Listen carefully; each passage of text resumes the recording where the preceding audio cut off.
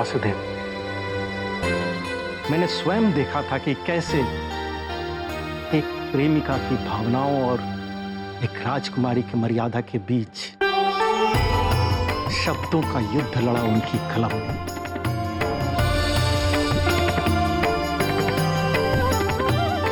आपका उत्तर चाहे जो हो, किंतु मैं एक राजा से आशा करूंगा कि वो एक राजकुमारी की गरिमा का आदर करेंगे।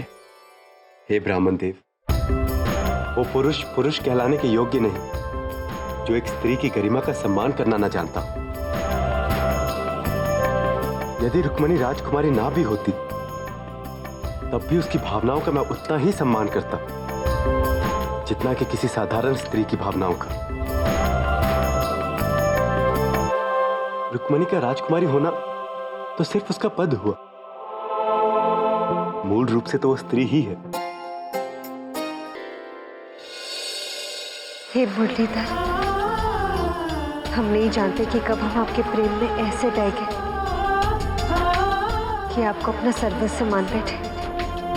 कभी आपकी मुरली की तान नहीं सुनी, पर हर क्षण उस तान पर हमारे पैर थिरकते हैं। कभी मोर पंख से सजा आपका मस्तक नहीं देखा, पर धरती पर गिरे हर मोर पंख को ऐसे संभाल कर रखते हैं जैसे वो आपके मुकुट से गिरे हो। ये आपकी मोहिनी सूरत नहीं देखी, पर आपकी मूरत मन में बिठाई है। ये कान्हा, हम पूर्ण रूप से आपके हो चुके हैं। जिस प्रकार एक नदी सागर में ही मिल सकती है, जिस प्रकार एक मछली जल में ही जीवित रह सकती है, जिस प्रकार सूरज सिर्फ गगन में और काजल केवल नयन में शोभा देते हैं, उसी प्रकार हमारा भी आपकी जीवन संगिनी के रूप में अस्तित्व है।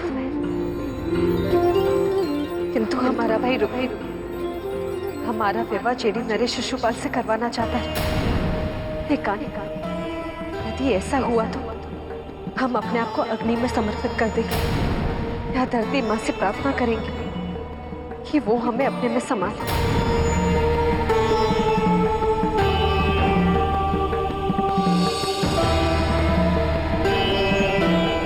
हे मुरलीधर, हमारा प्रेम निवेदन स्वीकार करे और आकर अपनी अर्धांगिनी के जीवन की, उसके प्रेम की, उसके भक्ति और आराधना की रक्षा करे। हे अजीत, ये कठिन है पर आपके लिए असंभव नहीं। हम आपको बताते हैं कि आप हम तक कैसे पहुंच सकते हैं। विवाह के दिन हमें कुलदेवी के दर्शनों के लिए नगर के बाहर गिरिजा मंदिर ले जाया जाएगा। यही एकमात्र अवसर है जब आप हम तक पहुंच सकते हैं। हम आपको आमंत्रित करते हैं कि आप आए और हमारा हरण करें।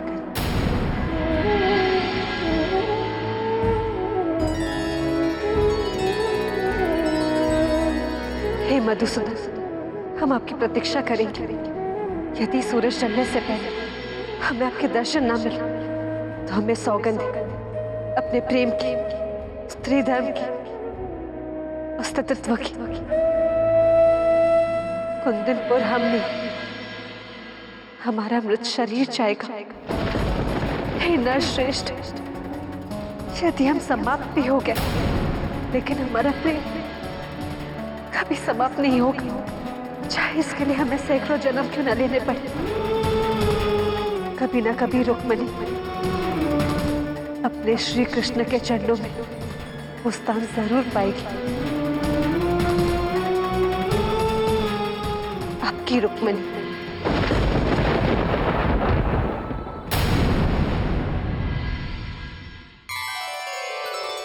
नारायण की कृपा बनी रहे सब पर। हम अज्ञानियों की मूर्खता को क्षमा कीजिए। हे मुनिवर, आप तो ब्रह्मचारी हैं, तो ये प्रेम कथा क्यों सुन रहे हैं आप? हे इंद्र, ये मात्र एक प्रेम कथा नहीं, भक्त जनों के उद्धार हेतु की हुई भगवान की एक लीला भी है। समझो तो जानो कि भगवान भक्तों को प्रभु तक पहुंचने का मार्ग दिखा रहे हैं। हे मुनिवर, कहा ना आपसे, अज्ञानी हैं हम। जो आप देखना चाह रहे हैं वो हमें नहीं दिख रहा। विस्तार से समझाइए। तो सुनिए आप सब। इस लीला में रुक्मिणी जी एक आत्मा है जो परमात्मा से जतन कर रही है। रुक्मिणी जी के भाई रुक्मी मति अर्थात बुद्धि के स्थान पर है।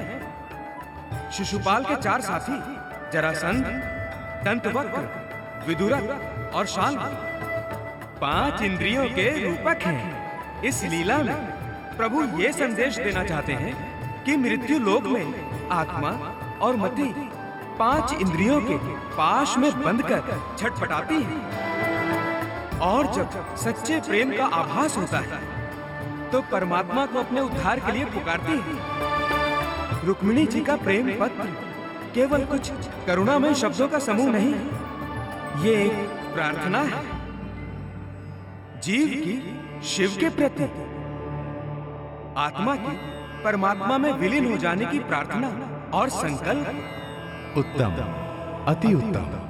हे महाज्ञानी, प्रभु की लीला का भेद आपके अलावा और कौन जाने? एक अंतिम प्रश्न।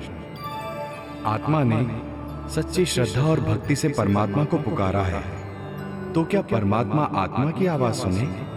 क्या श्री कृष्ण भगवान रुक्मिणी जी के हरण के लिए आएंगे? नारायण नारायण।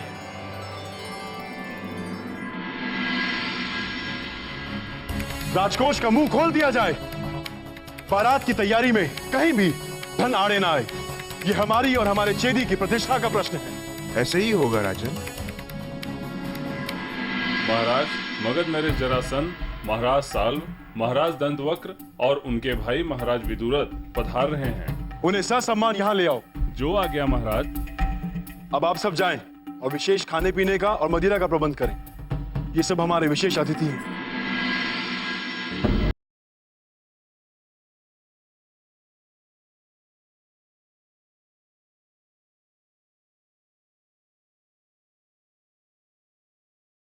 सभी मित्रों का हम चेदी में स्वागत करते हैं। आप सबका आभार जो आप विशेष समय निकालकर हमारे विवाह में सम्मिलित होने आए। धन्यवाद तो हमें आपका करना चाहिए महाराज शिशुपाल, जो आपने हमें अपने विवाह में आने का निमंत्रण देकर हम सबका मान बढ़ाया है। महाराज शिशुपाल, विवाह के समस्त प्रबंध हो गए?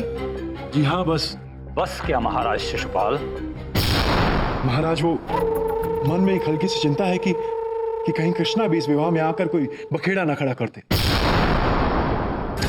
शिशुपाल, हमें बड़ी प्रसन्नता है कि तुम हमारे दत्तक पुत्र हो। प्रसन्नता इसलिए क्योंकि यदि तुम हमारे दत्तक पुत्र ना होते, हमारी गदा के एक प्रहार से तुम धरती में 3 कोस नीचे दब चुके होते। महाराज, जहां कौन खड़ा है तुम्हारे समक्ष? शूरवीर जरासंध। और तुम ये कह रहे हो कि वो ग्वाल पुत्र हमारे सामने तुम्हारे होने वाली पत्नी का हरण करेगा? क्या ये हमारा अपमान नहीं? और केवल महाराज जरासंध ही नहीं, हम सब अपनी अपनी सेनाओं के साथ आए हैं महाराज शिशुपाल। इतने सारे शूरवीरों के होते हुए और इतनी सशक्त सेनाओं के होते हुए आपको क्या चिंता? यदि उस ग्वाल पुत्र ने यहां आने की भूल की तो रुक्मिणी नहीं, स्वयं अपने काल का हरण करेगा। महाराज, महल और आसपास की सुरक्षा के लिए हमने राज्य के सभी शूरवीरों को आपके आदेशानुसार चौकसी पर लगाने बुला लिया है।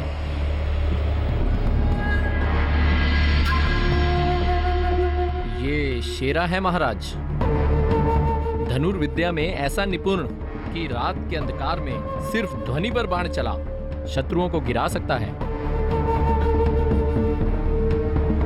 ये गजेधर है महाराज, अपनी गदा के वार से चट्टानों को चूर कर दे। और ये महाराज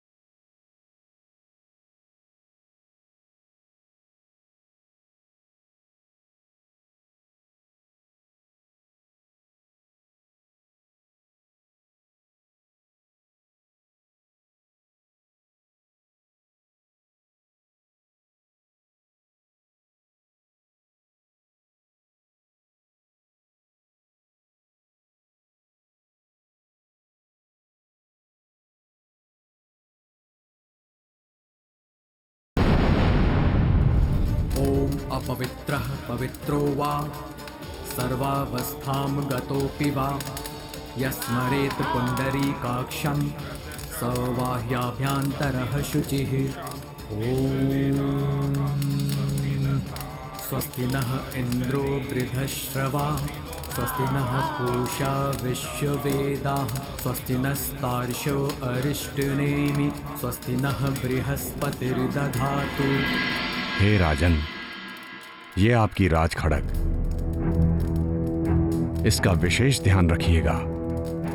ये तलवार एक राजा का मान सम्मान ही नहीं, उसका भाग्य भी है।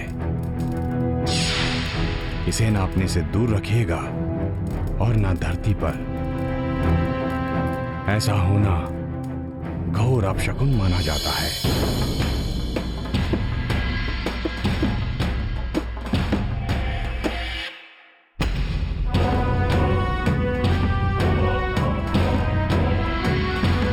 आहा, अति उत्तम। ऐसा तेज, ऐसी गरिमा ना आज तक देखी और ना ही देखने को मिलेगी।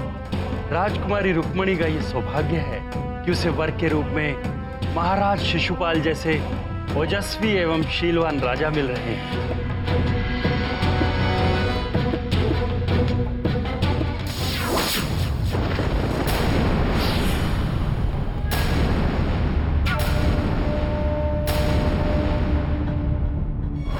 इसे नापने से दूर रखिएगा और ना धरती पर। ऐसा होना घोर अपशकुन माना जाता है।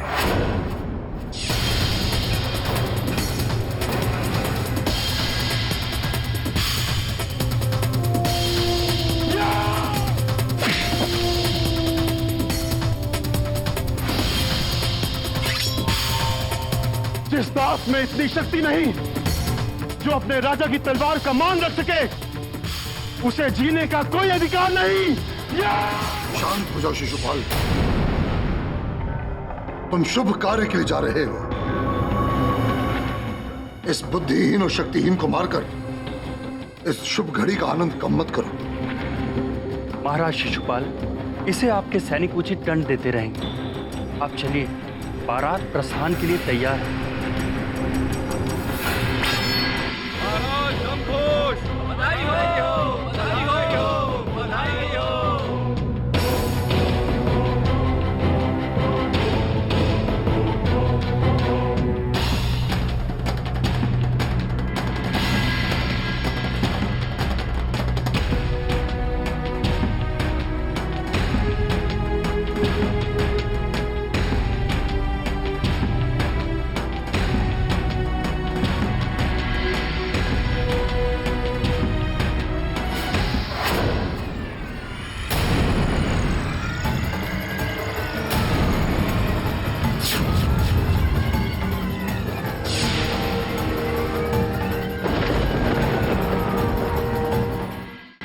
ये अपशकुन पे अपशकुन क्यों होते जा रहे हैं? महाराज शिशुपाल, आप अपने मन में किसी भी प्रकार की शंका न रखें। वीरों की तलवारें शकुन या अपशकुन को मिथ्या सिद्ध करना जानती हैं। शिशुपाल, जहां तुम जैसे बलशाली, हमारे जैसे महारथी और इतनी विशाल सेना हो, वहां शगुन अपशकुन के ग्रह स्वयं ही अपनी दिशा और स्थान बदल देते हैं और तुम भयभीत हो रहे हो। बैठो रथ पर, बारात आगे बढ़े।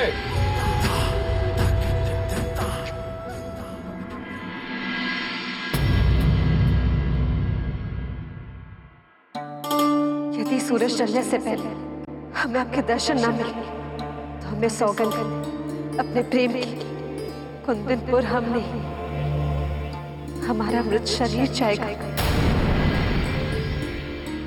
हे नरश्रेष्ठ, यदि हम समाप्त भी हो गए, लेकिन हमारा प्रेम कभी समाप्त नहीं होगा।